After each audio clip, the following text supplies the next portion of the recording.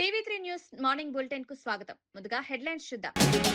నోటీసులపై YCP అనవసర రాద్ధాంతం చేస్తోందన్న నారాయణ, విద్యా సంస్థలకు నోటీసులు ఇవ్వడం సాధారణ ప్రక్రియ, లోపాలుంటే సరిచేసుకోవాలని సూచన, చట్టం తన పని తాను చేసుకుపోతుందని స్పష్టీకరణ.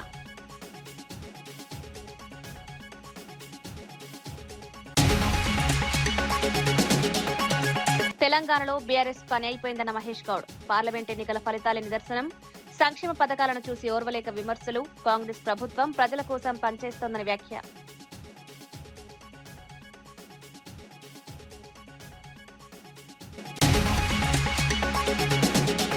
డీఎస్సీ నియామకాల్లో భారీ అక్రమాలు, స్పోర్ట్స్ కోటాలో డబ్బులు తీసుకుని ఉద్యోగాల ఆరోపణ, డీఎస్సీ వ్యవహారంపై సమగ్ర విచారణ జరపాలని డిమాండ్, మంత్రి నారాయణ రాజీనామా చేయాలని ఎమ్మెల్సీ కళ్యాణి డిమాండ్.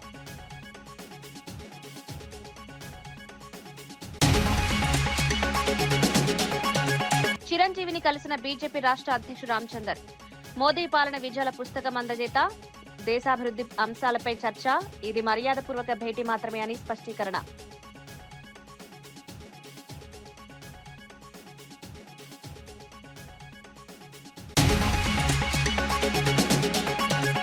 మొహరం ఏర్పాట్లపై ప్రభుత్వాన్ని ప్రశ్నించిన కవిత, కనీస సౌకర్యాలు కల్పించకపోవడం దురదృష్టకరం, మతపరమైన కార్యక్రమాల్లో నిర్లక్ష్యం, అన్ని వర్గాల ఆచారాలకు గౌరవం ఇవ్వాలన్న కవిత.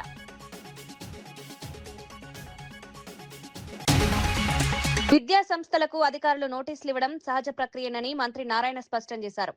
చంద్రశేఖర్ రెడ్డి కాలేజీకి నోటీసులు ఇచ్చారని వైసీపీ రోడ్డెక్కి ఆందోళనలు చేయడం సిగ్గుచేటని వ్యాఖ్యానించారు. లోపాలు ఉంటే వాటిని సరిచేసుకోవాలని, రాజకీయ లబ్ధి కోసం వీధి నాటకాలు వేయొద్దని సూచించారు. గతంలో వైసీపీ ప్రభుత్వం నారాయణ విద్యా సంస్థలను కక్షగట్టి వేధించిందని గుర్తు చేశారు. అయితే తమ ప్రభుత్వం ఎవరిపైనా కక్షపూరితంగా వ్యవహరించదని స్పష్టం చేశారు. వ్యాపారవేత్తలు విద్యా సంస్థలకు ఇబ్బందులు కలిగించే ఉద్దేశం లేదన్నారు. టీవీలో వచ్చిందని నాకు గంటా శ్రీనివాస్ గారు ఫోన్ చేసి చెప్పారు.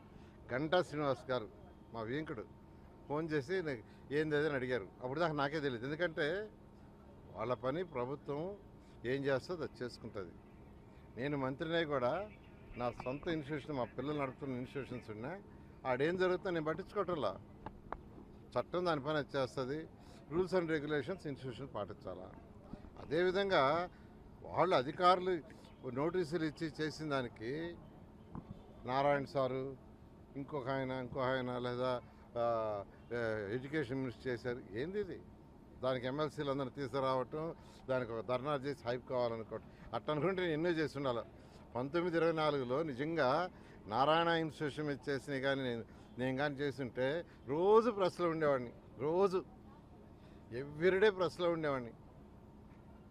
ప్రతిరోజు ఇన్స్టిట్యూషన్ మీద చేసిన గందరగోళాలకి, ఇచ్చిన నోటీసులకి, వాటికి ప్రతిరోజు నేను ప్రెస్లో ఉండాలా. కానీ ఇన్స్టిట్యూషన్స్ దాని పని చేసుకుంటాయి. అదేవిధంగా ప్రభుత్వం ఏదైనా చేయాల్సి ఉంటే చేస్తారు.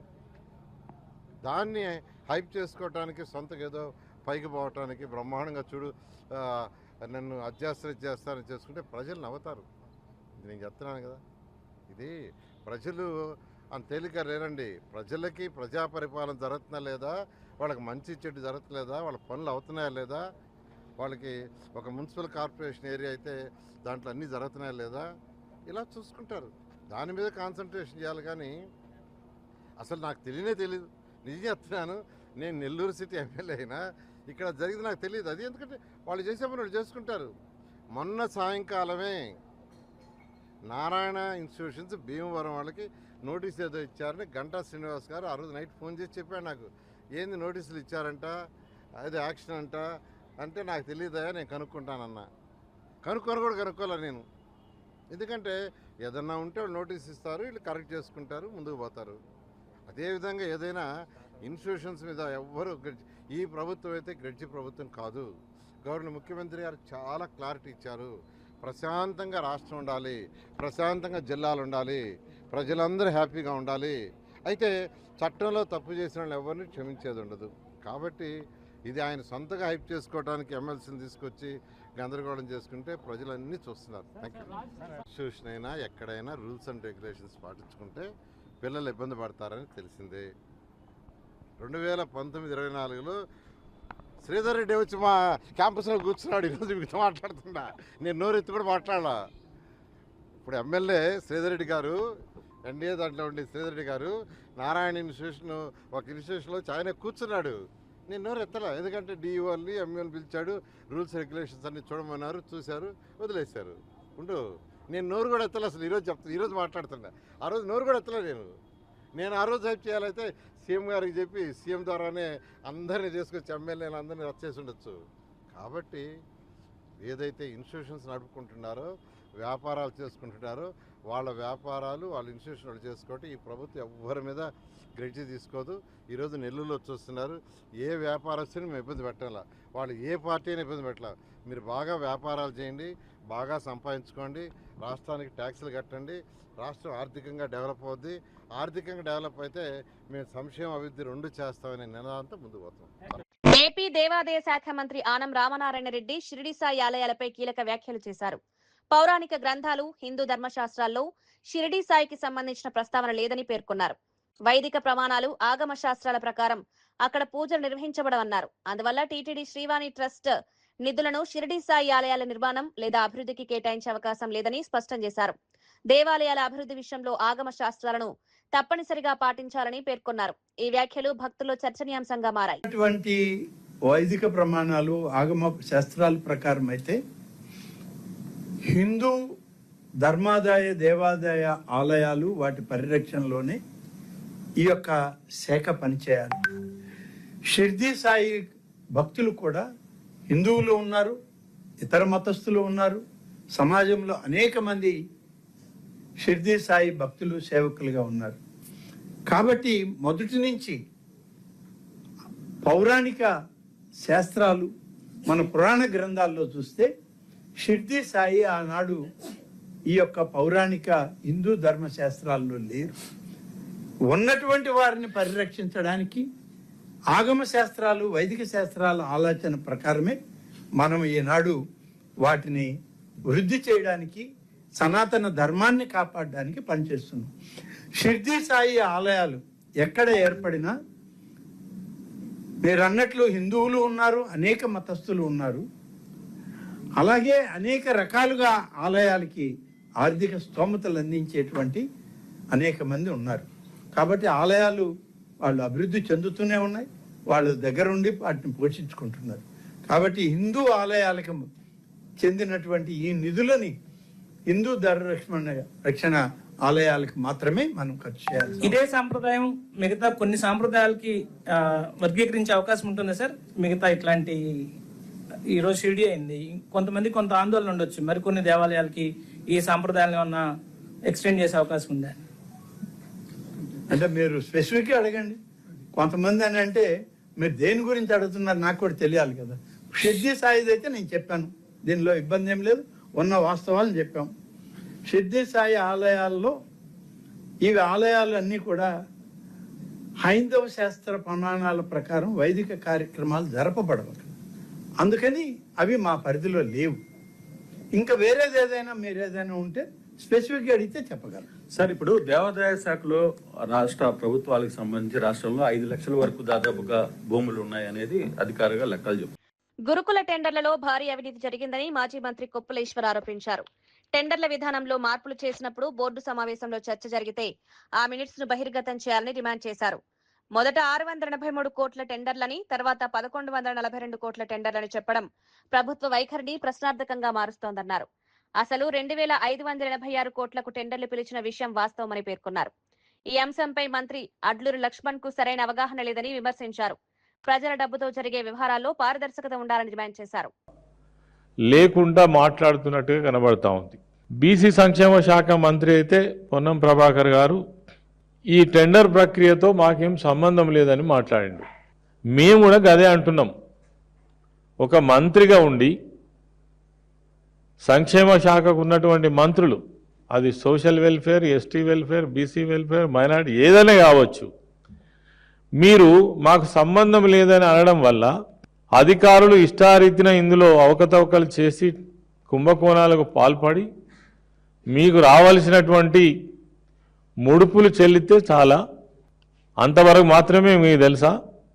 అదేవిధంగా సాంఘిక సంక్షేమ, అదేవిధంగా గిరిజన సంక్షేమ మంత్రిగా బాధ్యతలు వహిస్తున్నటువంటి అడ్లూరి లక్ష్మణ్ ఆయన కనీసమైన అవగాహన కూడా లేదు.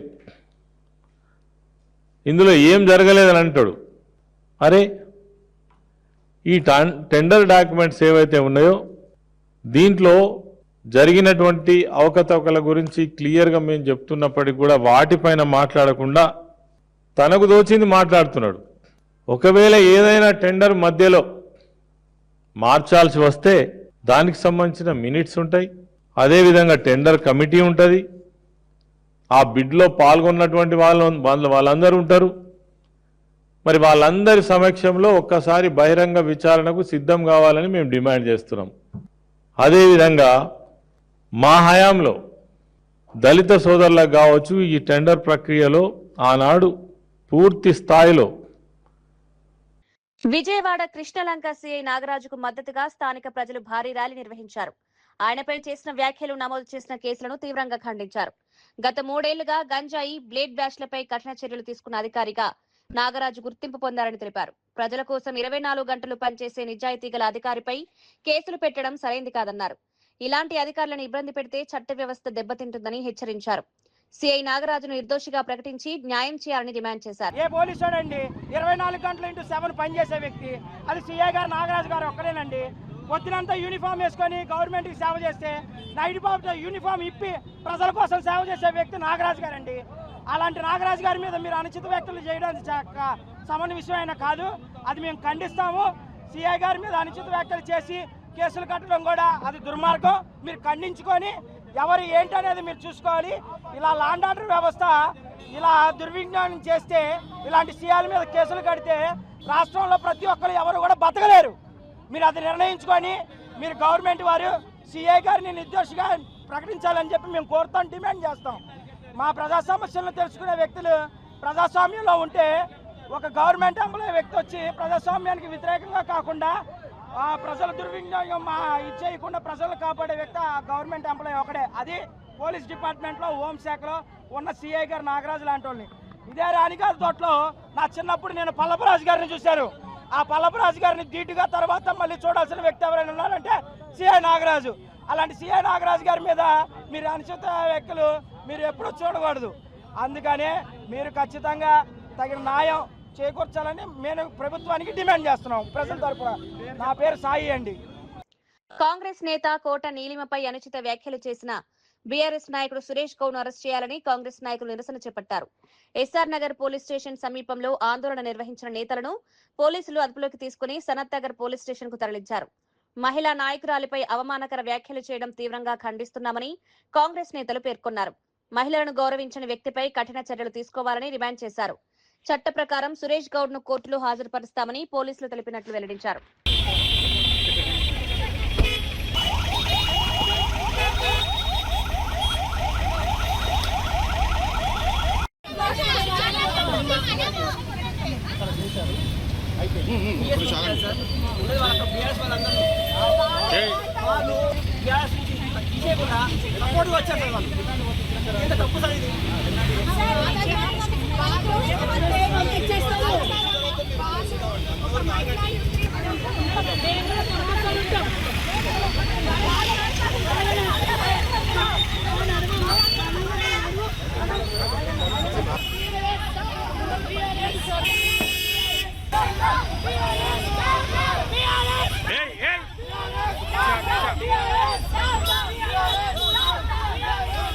నోటికి వచ్చినట్టు మాట్లాడుతాడు.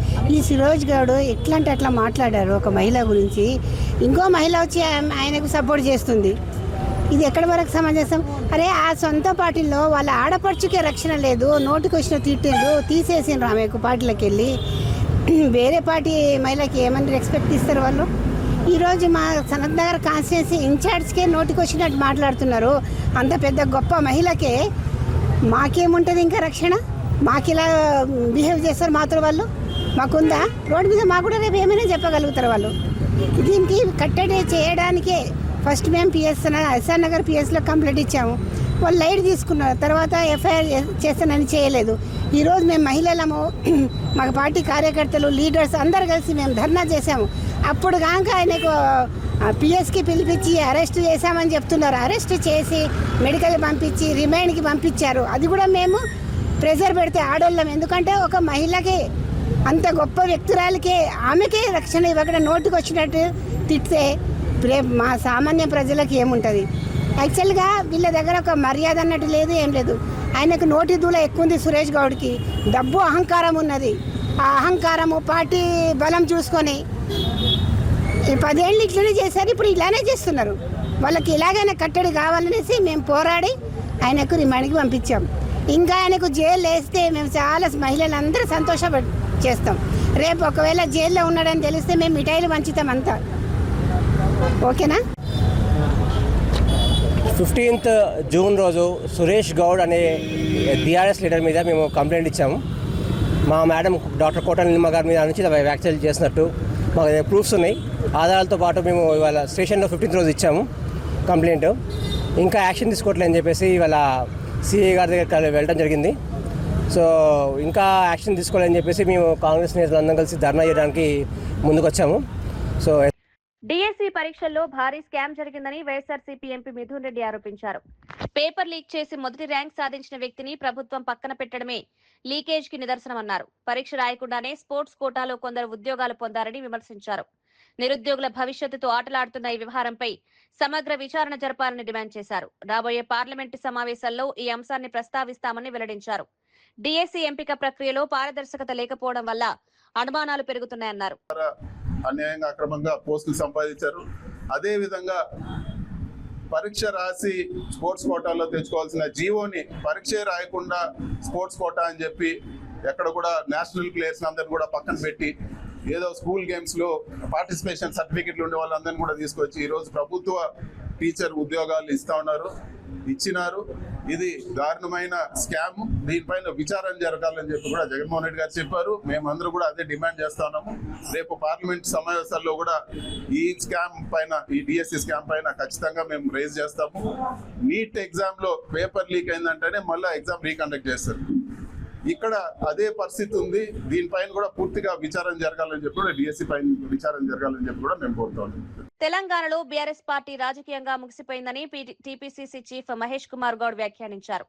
ప్రజల ఆస్తులపై కన్నేసిన కారణంగానే ప్రజలు ఆ పార్టీని తిరస్కరించారని ఆరోపించారు. పార్లమెంట్ ఎన్నికల్లో 0 సీట్లు రావడం ప్రజల తీర్పుకు నిదర్శనమన్నారు. సీఎం రేవంత్ రెడ్డి నేతృత్వంలో అమలు చేస్తున్న సంక్షేమ పథకాలను చూసి ఓర్వలేక కేటీఆర్, హరీష్ రావు విమర్శలు చేస్తున్నారని మండిపడ్డారు. కాంగ్రెస్ ప్రభుత్వం ప్రజల కోసం పనిచేస్తోందని చెప్పారు. అభివృద్ధి, సంక్షేమ కార్యక్రమాల ఫలితాలు ప్రజలకు చేరుతున్నాయని పేర్కొన్నారు. 2023లో వారి అధికారులు దించేసి రేవంత్ రెడ్డి గారి నేతృత్వంలో కాంగ్రెస్ పార్టీ అధికారులు తీసుకొచ్చారు. దాని తర్వాత జరిగిన పార్లమెంట్ ఎన్నికలు 0 సీట్లు ఇచ్చినారు. అర్థం చేసుకోండి, తెలంగాణ రాష్ట్రంలో బీఆర్ఎస్ పార్టీ నౌకలు చెల్లిపోయినాయి. ఇవాళ 2.5 సంవత్సరాల కాంగ్రెస్ పార్టీ ఇస్తున్నటువంటి సంక్షేమం గిట్టని వారు, దాన్ని చూసుకొని తడుచుకున్న వారు రకరకాల ఆరోపణలు చేస్తారు. అది కేటీఆర్ కావచ్చు, హరీష్ రావు కావచ్చు, మిగతా టీఆర్ఎస్ నాయకులు కావచ్చు. విమర్శ చేసేటప్పుడు అది సహేతుకంగా ఉండాలి. అసలు ఎక్కడున్నారు కేసీఆర్ గారు? ప్రజాక్షేత్రంలో ముఖ్యమంత్రి తర్వాత ప్రతిపక్ష నాయకుడు అంత హోదా, అంతే బాధ్యత. ఆ బాధ్యత మర్చినారు. వీళ్ళు రోడ్డు పని తిరుగుతూ ఉన్నారు. ఏం చెప్పినా ప్రజలకి రావాల్సింది, ప్రజలు కోరుకున్నది ఇవాళ దొరుకుతున్నది. కాబట్టి క్షేత్రస్థాయిలో సామాన్యుడు కాంగ్రెస్ పార్టీ పట్ల సంతృప్తిగా ఉన్నారు. ఈ రాష్ట్రంలో ఏ ఎన్నిక జరిగినా, ఎప్పుడు జరిగినా కాంగ్రెస్ పార్టీ అత్యంత స్థానాన్ని గెలుచుకుంటుంది. బండి భగీరథ్ కోసం మహేంద్ర యూనివర్సిటీ ప్రత్యేకంగా పరీక్షలు నిర్వహించడం అనుమానాలకు తావిస్తోందని BRS general secretary RS Praveen Kumar ఆరోపించారు. చర్లపల్లి జైల్లోనే అంబేద్కర్ ఓపెన్ యూనివర్సిటీ పరీక్షా కేంద్రం ఉన్నప్పటికీ ప్రత్యేక ఏర్పాట్లు ఎందుకు చేశారో ప్రభుత్వం చెప్పాలని డిమాండ్ చేశారు. పోలీస్ భద్రత మధ్య పరీక్షలు రాయించే అవకాశం ఉన్నప్పటికీ అలా జరగలేదని పేర్కొన్నారు. బెయిల్ పిటిషన్ బయటకు వచ్చినప్పటికీ బెయిల్ ఆర్డర్ ఎందుకు బయటకు రాలేదని ప్రశ్నించారు. బండి భగీరథ్ ను రక్షించే ప్రయత్నం జరుగుతుందనే అనుమానాలు వ్యక్తమవుతున్నాయన్నారు. ఈ వ్యవహారంపై పూర్తి వివరాలు ప్రజలకు తెలియజేయాలని ప్రభుత్వాన్ని డిమాండ్ చేశారు. ఈ రోజు ఈయనకేంది ఇంటరిం బెయిల్ ఇస్తున్నారు? First point. సెకండ్ పాయింట్, లేదయ్యా ఈ ఎగ్జామ్ జైల్లో కూర్చొని రాయడానికి వీలు కాదు, దీనికి రకరకాల కార్యక్రమాలు ఉంటాయి, అందుకొరకు ఈయన యూనివర్సిటీ రాయాలంటే అప్పుడు ఏం చేస్తారంటే జైలు వాళ్ళు ఏం చేసినా కోర్టు పర్మిషన్తోనే చేయాలి. జైలు వాళ్ళు మా దగ్గర సెంటర్ పెట్టలేము అని చెప్పి ఒక అఫిడవిట్ ఫైల్ చేస్తే అప్పుడు కోర్టు వాళ్ళు మీరు ప్రిజనర్ను పొద్దున పోలీసు పహారాలో తీసుకొని పోండి, మహేంద్ర యూనివర్సిటీలో ఎగ్జామ్ రాయించండి, దాని తర్వాత ఎగ్జామ్ రాసిన వెంటనే మళ్ళీ జైలుకే తీసుకొని రండి అని చెప్తారు. మళ్ళీ 23 జూన్ నాడు మళ్ళీ పొద్దున తీసుకొని పోండి, 23 సాయంత్రం మళ్ళీ జైలుకే తీసుకొని రండి అంటారు. 24 అదే చేయమంటారు, 25 అదే చేయమంటారు. జనరల్గా జరిగే ప్రాక్టీస్ ఇదే. ఇందులో ఏది రూల్కి వ్యతిరేకంగా చెప్పడం లేదు నేను. లేకపోతే మహీంద్ర యూనివర్సిటీనే, అంబేద్కర్ ఓపెన్ యూనివర్సిటీ, ఉస్మాన్ యూనివర్సిటీలు ఏ విధంగా స్టడీ సెంటర్ పెడతారో అదే యూనివర్సిటీ అధికారులందరూ వచ్చి జైల్లో సెంటర్ పెట్టవచ్చు. ఏమున్నది, మంచి హ్యాపీగా రాసుకోవచ్చు. అదే కావేరీ బ్లాక్లో కూర్చొని చాలా హ్యాపీగా కూర్చొని రాసుకోవచ్చు. లేకపోతే జైలు సూపరింటెండెంట్ రూమ్లోనే మేము ఎంతమందిని చూడడానికి పోలేదు, చాలా బాగుంటుంది, టేబుల్ ఉంటుంది, చైర్ ఉంటుంది, చాలా చల్లగా ఉంటుంది వాతావరణం. అక్కడ కూర్చొని చాలా చక్కగా రాసుకోవచ్చు. ఏ డిస్టర్బెన్స్ ఉండదు, ఈ ట్రాఫిక్ రోదా ఉండదు, ఏముండదు. అంత ప్రశాంతమైన వాతావరణంలో ఇదే మహీంద్ర యూనివర్సిటీ పోయి అక్కడే రాయొచ్చు. కానీ ఇక్కడ ఏవీ జరగలేదు. నేను ఇవన్నీ మాన్యువల్ డౌన్లోడ్ చేసి వాటిని చూసి ఈరోజు నేను మాట్లాడుతున్నా. 2023 బ్యాక్లాగ్స్ ఎన్ని ఉన్నాయి, 2024 తెలంగాణ జాగృతి వ్యవస్థాపకురాలు కల్వకుంట్ల కవిత హైదరాబాద్ లోని చారిత్రాత్మక బీబీకా అలావాను సందర్శించి ప్రత్యేక ప్రార్థనలు చేశారు. అనంతరం రాష్ట్ర ప్రభుత్వంపై తీవ్ర విమర్శలు గుప్పించారు. మొహరం పండుగ సందర్భంగా కనీస సౌకర్యాలు కూడా కల్పించకపోవడం దురదృష్టకరమన్నారు. ఊరేగింపు, ఏనుగు వివాదంలో ప్రభుత్వం వ్యవహరిస్తున్న తీరు సరైంది కాదని విమర్శించారు. మతపరమైన కార్యక్రమాల నిర్వహణలో ప్రభుత్వం మరింత బాధ్యతగా వ్యవహరించాలని సూచించారు. అన్ని వర్గాల ప్రజల ఆచారాలకు గౌరవం ఇవ్వాల్సిన బాధ్యత ప్రభుత్వంపై ఉందన్నారు. మొహరం ఏర్పాట్లలో నిర్లక్ష్యం తగదని హెచ్చరించారు. Hussain Sahab, and we have to make sure that in Telangana and in India the development will only happen by cooperating with each other, by making sure that there is peace at all times among all the communities, and a very progressive thought process should be a part of our thinking and culture. And here in Telangana the Muharram arrangements have always been delayed by the Congress government. Every year unfortunately we had to remind them that you need to provide the elephant for the procession, you need to give facilities to the Ashur Khanas. It is unfortunate that such a huge gathering is there of the community and the government is not being able to provide minimum facilities. It should go through Green Channel. The community leaders do not have to remind them every year. It is very unfortunate situation here, but I wish and pray that the community and everybody will prosper together in Telangana. Thank you.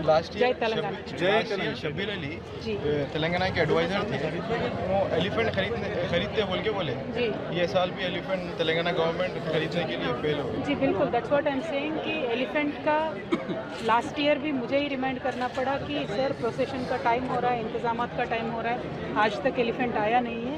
तब उन्होंने बोला था कि हम खरीदेंगे, लेकिन आज तक तो खरीदा नहीं है. इस बार भी रेंट पे लिया है.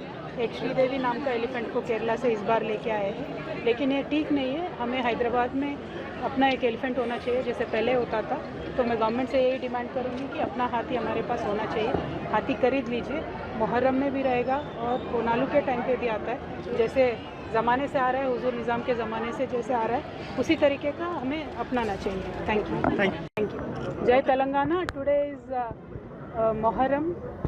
Muharram reminds us of the Telangana రాష్ట్ర అధ్యక్షుడు ఎన్ రామచంద్రరావు టాలీవుడ్ మెగాస్టార్ చిరంజీవిని ఆయన నివాసంలో మర్యాదపూర్వకంగా కలుసుకున్నారు. ప్రధాని నరేంద్ర మోదీ ప్రభుత్వానికి 12 సంవత్సరాలు పూర్తయిన సందర్భంగా దేశ అభివృద్ధి, సాధించిన విజయాలపై రూపొందించిన పుస్తకాన్ని చిరంజీవికి అందజేశారు. ఈ సందర్భంగా సమాజం, సంస్కృతి, సినిమా రంగం, దేశ నిర్మాణం వంటి అంశాలపై చర్చించినట్లు తెలిపారు. ఈ భేటీ పూర్తిగా మర్యాదపూర్వకమైందేనని, రాజకీయాలకు సంబంధం లేదని స్పష్టం చేశారు. దేశ అభివృద్ధి ప్రయాణంపై ప్రముఖ వ్యక్తులకు అవగాహన కల్పించే కార్యక్రమంలో భాగంగానే ఈ సమావేశం జరిగిందన్నారు. చెప్పడం జరిగింది. అందరికీ నరేంద్ర మోదీ గారు చేసినటువంటి పనులు బుక్లెట్స్ ఇస్తున్నారు. దీనికి రాజకీయాలకు సంబంధం లేదు. డిఎస్సి నియామకాల్లో ముమ్మాటికి అక్రమాలు జరిగాయని ఎమ్మెల్సీ కళ్యాణి ఆరోపించారు. డబ్బులు తీసుకుని స్పోర్ట్స్ కోటాలో ఉద్యోగాలు ఇచ్చారని విమర్శించారు. విద్యాశాఖ మంత్రి నారాయణకు చెందిన విద్యా సంస్థల్లో సగానికి సగం అనుమతులు కూడా లేవని పేర్కొన్నారు. నిబంధనల ప్రకారం వ్యవహరిస్తే అనేక విద్యా సంస్థలు మూతపడే పరిస్థితి వస్తుందన్నారు. డిఎస్సి వ్యవహారంపై సమగ్ర విచారణ జరపాలని డిమాండ్ చేశారు. విద్యాశాఖలో పారదర్శకత లేకపోవడం వల్ల నిరుద్యోగులకు అన్యాయం జరుగుతోందని ఆవేదన వ్యక్తం చేశారు. దాడులు చేస్తూ ఉన్నారంటే ఎంత దారుణంగా వీళ్ళు దిగజారిపోయారో అర్థమవుతూ ఉంది. లోకేష్ గారికి, నారాయణ గారికి ఒకటే చెప్తూ ఉన్నాను, నిజంగా మీకు చిత్తశుద్ధి ఉంటే సిబిఐ ఎంక్వైరీ వేయండి, అంతేగాని ఇలాంటి వ్యక్తిగత వ్యాపార సంస్థల మీద దాడులు చేయించడం చాలా తప్పు. ఇదే ధోరణి రేపొద్దున మళ్ళీ 2029లో మా గవర్నమెంట్ రాబోతుంది. అప్పుడు మేము కనుక ఇదే ధోరణి కంటిన్యూ చేసి ఇలాంటి కక్ష సాధింపులు మేము కనుక చేస్తే మీ పరిస్థితి ఏంటి? కాబట్టి మనం ప్రజాస్వామ్య దేశంలో ఉన్నాము. ప్రజాస్వామ్యంలో ప్రశ్నించడం ప్రతిపక్షం తాలూకా హక్కు. కాబట్టి మా హక్కు మేము చేస్తూ ఉన్నాము. దానికి మీకు చేతనైతే సమాధానాలు చెప్పండి, లేదా తప్పు ఒప్పుకోండి. మేము మా చంద్రశేఖర్ రెడ్డి గారికి ఖచ్చితంగా మా వైఎస్ఆర్ కాంగ్రెస్ పార్టీ అవ్వచ్చు, మా ఎమ్మెల్సీలందరం కూడా పూర్తి మద్దతు తెలియజేస్తూ ఉన్నాము. మేము ఎలాంటి అక్రమ దాడులు చేసినా ఎవరు భయపడే ప్రసక్తే లేదు. ప్రభుత్వాన్ని ప్రశ్నిస్తూనే ఉంటాము. ప్రజల తరపున పోరాటం చేసి పక్షులు ఉంటాయి, ఒక పక్షికి ఏదైనా దెబ్బ తగిలితే మిగిలిన వచ్చి గుమ్ముగూడుతాయి. అదేవిధంగా మా తోటి ఎమ్మెల్సీ మీద ఈ విధంగా కక్ష సాధింపు చర్యలు తీసుకుంటున్నారు. కాబట్టి అతనికి మద్దతుగా ఉండడం కోసం మా ఎమ్మెల్సీలందరం ఈరోజు రావడం జరిగింది. జగనన్న కూడా పూర్తి మద్దతు ఉంది. మా పార్టీ మద్దతు కూడా చంద్రశేఖర్ రెడ్డి గారికి ఉంది. ఇలాంటి తప్పుడు దాడులు కనుక కంటిన్యూ చేస్తే తీవ్రమైన పరిణామాలు ప్రభుత్వం ఎదుర్కోబోతుందని తెలియజేస్తున్నాను. చంద్రశేఖర్ రెడ్డికి చెందిన చైతన్య విద్యాసంస్థలపై దాడులు చేయడం ప్రజాస్వామ్యంపై దాడేనని మాజీ మంత్రి కాకాని గోవర్ధన్ రెడ్డి ఆరోపించారు. కూటమి ప్రభుత్వం కక్ష సాధింపు రాజకీయాలకు పాల్పడుతోందని విమర్శించారు. వైసీపీ నాయకులు ఇలాంటి వేధింపులకు భయపడబోరని స్పష్టం చేశారు. విద్యా సంస్థలను లక్ష్యంగా చేసుకుని రాజకీయ ఒత్తిళ్లు తీసుకురావడం సరికాదన్నారు. తమ ఆందోళనకు ఎమ్మెల్సీ, విద్యావేత్తలు, విద్యార్థి సంఘాల నేతలు మద్దతు తెలుపుతున్నారన్నారు. ఈరోజు కృష్ణ చైతన్య కాలేజీలకు సంబంధించి నెల్లూరు జిల్లాలో ఒక బ్రాండ్ ఉంది. నాకు తెలిసి నేను జిల్లా పరిషత్ చైర్మన్గా ఉన్నప్పటి నుంచి ఈ రోజు వరకు ఎంతోమంది అనాథ బిడ్డలు, డబ్బు లేనటువంటి వాళ్ళు, ఫీజులు కట్టలేమని చెప్పినటువంటి వాళ్ళకి ఉచితంగా విద్యను అందించినటువంటి ఆ సంస్థ చంద్రశేఖర్ రెడ్డి గారి ఆధ్వర్యంలో అనేక రకాలుగా వృద్ధిలోకి రావడం జరిగింది. జనాలకు నమ్మకం కుదిరింది. బ్రహ్మాండమైనటువంటి నిష్ణాతులైనటువంటి ఉపాధ్యాయులు ఉన్నారు, టీచర్లు ఉన్నారు అనేటువంటిది కలిగిన తర్వాత అడ్మిషన్స్ పెరగడం ప్రారంభించింది. చంద్రశేఖర్ రెడ్డి గుణాలను చూసి నెల్లూరు జిల్లా ప్రజలు ఆకర్షింపబడ్డారు. ఎమ్మెల్సీ కన్నా ముందు ప్రతిష్టాత్మకమైనటువంటి ఈ జిల్లా రెడ్ క్రాస్ సొసైటీ చైర్మన్గా పనిచేశాడు. ఆ తర్వాత ఇండిపెండెంట్గా ఎమ్మెల్సీగా గెలిచిన తర్వాత జగన్మోహన్ రెడ్డి గారి పట్ల ఆకర్షితుడే వైఎస్ఆర్ కాంగ్రెస్ పార్టీలోకి రావడం జరిగింది. ఈరోజు వైఎస్ఆర్ కాంగ్రెస్ పార్టీ శాసనమండలి సభ్యుడిగా నెల్లూరు నగర నియోజకవర్గానికి ఇన్ఛార్జిగా వ్యవహరిస్తుంటే డిఎస్సీ మీద మిమ్మల్ని ప్రశ్నిస్తే వాటికి సమాధానం చెప్పేటువంటి ధైర్యం లేక, సమాధానం చెప్పలేక ఈరోజు ఆ విద్యా సంస్థల మీద దాడులు చేయడం అనేటువంటిది ఏమైనటువంటి చర్య. ఏది ఏమైనా తిరుపతిలో వైసీపీ నేత భూమన కరుణాకర్ రెడ్డిపై ఎమ్మెల్యే ఆరణి శ్రీనివాసులు తీవ్ర స్థాయిలో విమర్శలు గుప్పించారు. సాయి కృష్ణ వ్యవహారాన్ని వైసీపీ అనవసరంగా రాజకీయ కోణంలో చూస్తోందని ఆరోపించారు. తిరుపతిలో భూమన కుటుంబం కోట్ల రూపాయల ప్రజాధనం దోచుకుందని, వారి అక్రమాలు త్వరలోనే బయటపడతాయన్నారు. నగరంలో టీడీఆర్ బ్రాండ్ల కుంభకోణం కూడా వెలుగులోకి వస్తుందని పేర్కొన్నారు. తిరుపతిని గంజాయి కేంద్రంగా మార్చి యువతను మాదక ద్రవ్యాల బారిన పడేలా చేశారని ఆరోపించారు. కాపులను వెన్నుపోటు పొడిచిన పార్టీ వైసీపీనేనని విమర్శించారు. కాపుల సంక్షేమానికి కూటమి ప్రభుత్వం పూర్తిగా కట్టుబడి ఉందని స్పష్టం చేశారు. ముఖాముఖి జరపడం తెలిసిన విషయమే.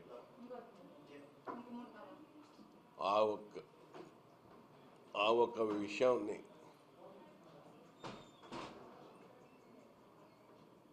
వైఎస్ఆర్ కాంగ్రెస్ పార్టీ కాపు నాయకులు కొంతమంది కోనసీమలో నిన్న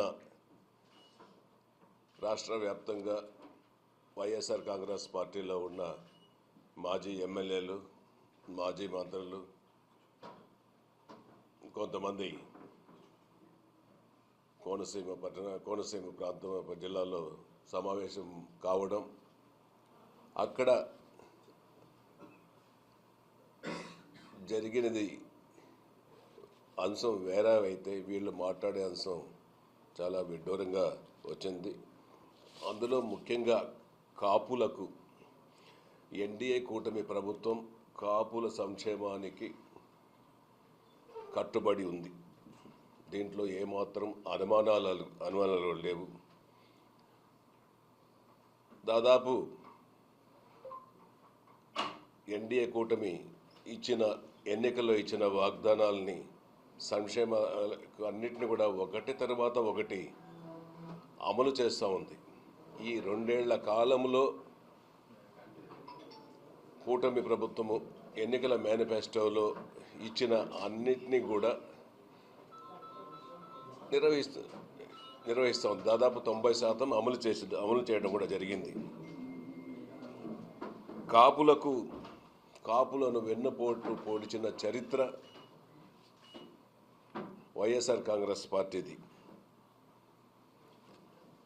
2014-2019లో అప్పటి తెలుగుదేశం ప్రభుత్వం రాష్ట్ర వ్యాప్తంగా కూడా కాపులకు మరిన్ని వార్తలతో మళ్ళీ కలుద్దాం. నమస్కారం.